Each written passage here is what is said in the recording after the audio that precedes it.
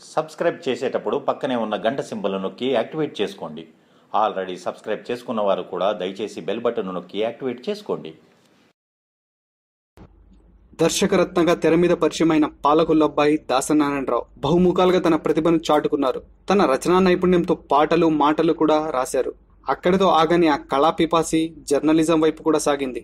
అప్పట్లో నందమూరి తారక రామారావుకి దాసరికి మధ్య తలెత్తిన రాజకీయ పట్టింపుల నేపథ్యంలో పత్రికా రంగంలోకి అడుగుపెట్టిన దాసరి ఉదయం పేరుతో విజయవాడ కేంద్రంగా దినపత్రికను స్థాపించారు. 1984లో పత్రికా రంగంలోకి అడుగుపెడుతూనే ఉదయం సంచలనాలకు వేదిక అయింది. ప్రభుత్వంలోని లోపాలను ఎత్తి చూపడమే కాకుండా పదునైన సంపాదకీయాలతో మాటలను తూటాలను పేలుస్తూ పాలకులకు చెమటలు పట్టించేది. అదే సమయంలో పత్రికా రంగంలో గుత్తాధిపత్యాన్ని సైతం ప్రశ్నిస్తూ ఎడిటోరియల్ బోర్డుకు కొన్ని స్వతంత్ర నిర్ణయాలు తీసుకునే స్వేచ్ఛను సైతం దాసరి కల్పించారు. ఇక అప్పుడు ఇప్పుడు సర్క్యులేషన్ లో ప్రథమంలో ఉన్న ఓ పత్రికా యజమాని తనకు పోటీగా ఉన్న ఉదయంపై కన్ను కుట్టింది.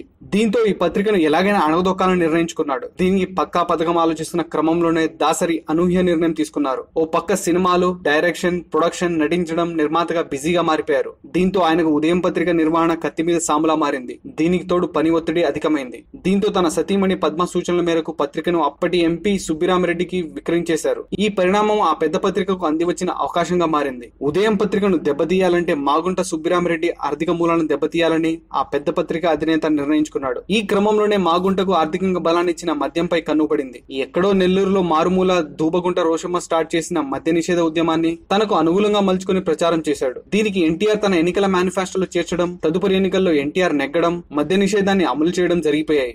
దీంతో మాగుంట ఆర్థికంగా చితికిపోయి ఉదయం పత్రికను మూసేయాల్సిన పరిస్థితి తలెత్తింది. సో దాసరి ఉదయం మూసివేత వెనుక ఆ పెద్ద పత్రిక యజమానే కారణం. ఈ వీడియో మీకు నచ్చినట్లయితే లైక్ చేయండి. మీ అభిప్రాయాన్ని కామెంట్ చేయండి. మీ వారందరితో షేర్ చేసుకోండి.